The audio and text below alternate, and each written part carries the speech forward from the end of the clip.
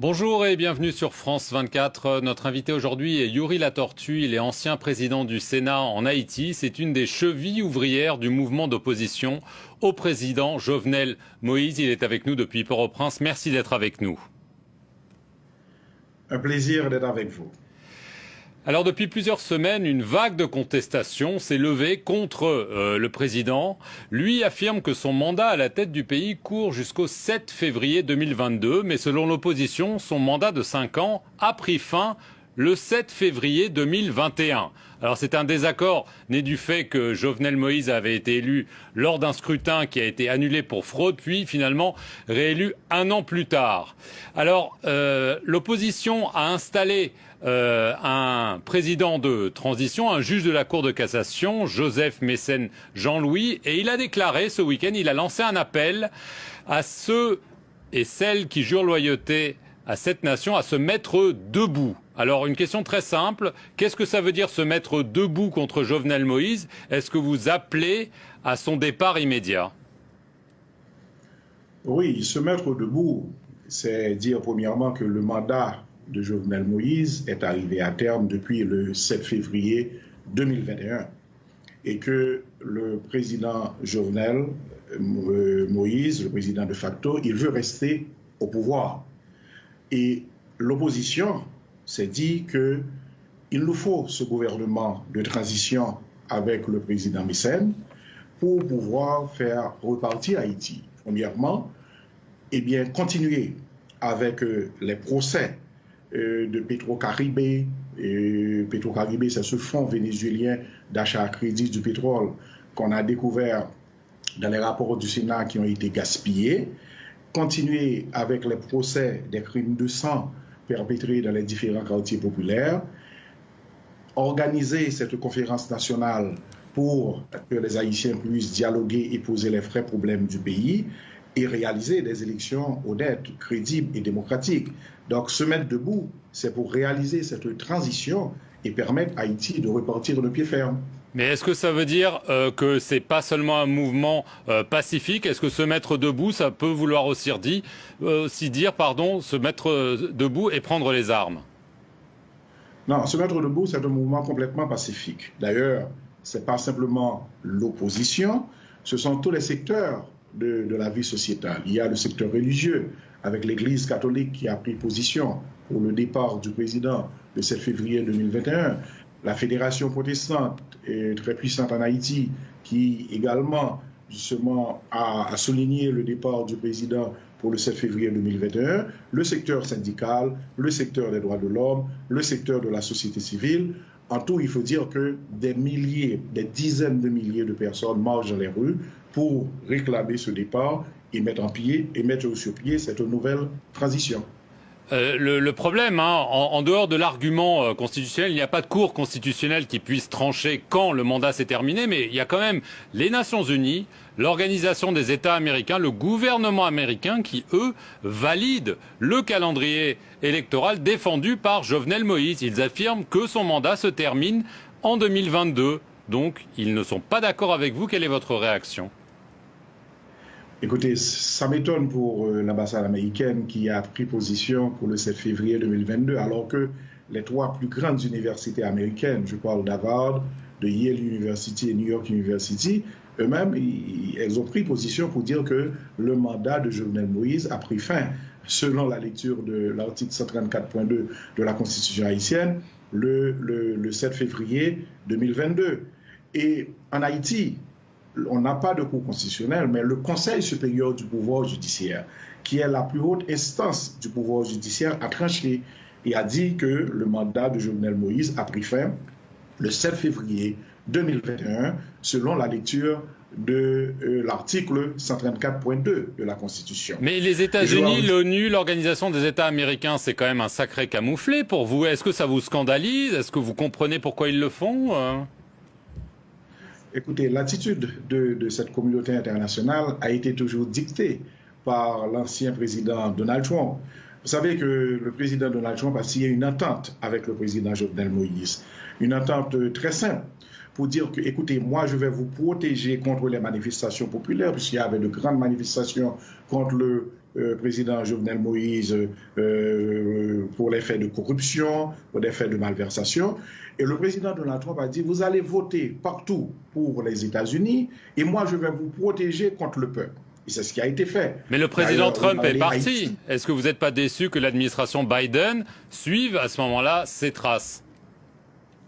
Écoutez, la nouvelle administration vient de s'installer. Il y a eu les démocrates au Congrès, les députés.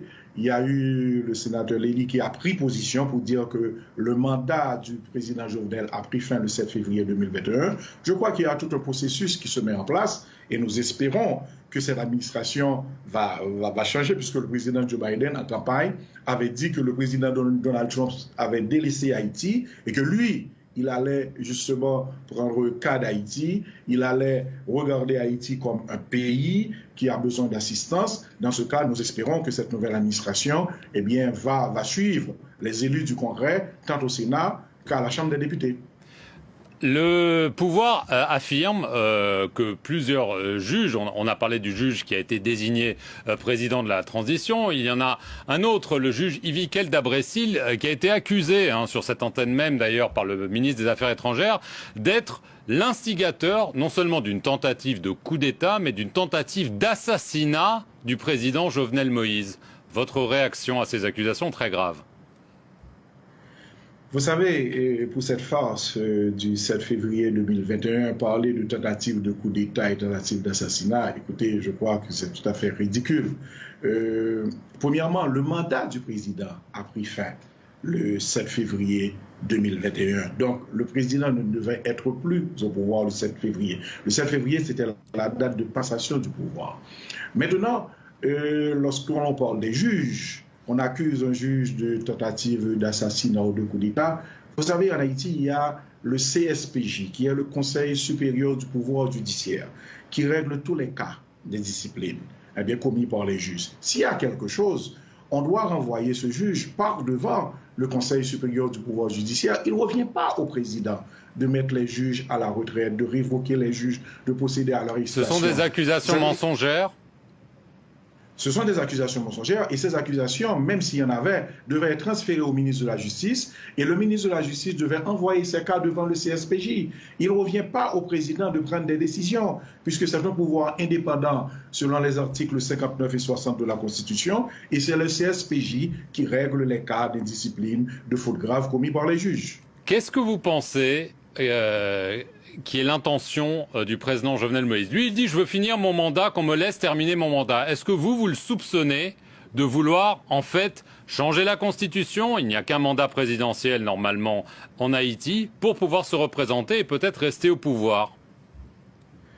Le président Jovenel Moïse, alors ce président de facto, puisque normalement son mandat a pris fin le 7 février 2021, l'ex-président veut trois choses. Premièrement, il veut rester au pouvoir du 7 février 2021 au 7 février 2022. Deuxième chose, il veut changer illégalement la Constitution sans l'avis du peuple, sans les règles à suivre, pour se protéger des crimes financiers et des crimes de sang, en essayant d'avoir une amnistie générale pour lui et son équipe. Et troisièmement, le président veut réaliser des élections frauduleuses avec un conseil électoral qui est manipulé, afin de mettre son équipe au pouvoir et puis après de se représenter pour se maintenir au pouvoir. Donc voilà ce que veut le président Jovenel Moïse malgré la fin de ce mandat. Donc comment est-ce que vous le qualifieriez? Vous avez parlé de crime. Est-ce que pour vous c'est un criminel, un dictateur, les deux, autre chose? Il y a plusieurs crimes commis par le président Jovenel Moïse. Premièrement, il y a eu les crimes financiers. Dans le rapport sénatorial sur Petro-Caribé, où il y a eu des cas de malversation, confirmé par le tribunal le plus élevé du pays, qui est la Cour supérieure des comptes, eh bien la compagnie du président Jovenel Moïse, Agritans, a été indexée. Et la Cour supérieure des comptes a recommandé maintenant d'envoyer ces dossiers à la justice. Ce qui n'a pas été fait puisque ce procès a été bloqué par le gouvernement.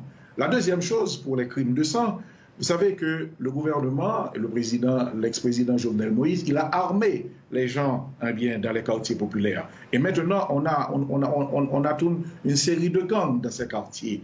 Et ces gangs ont commis des massacres.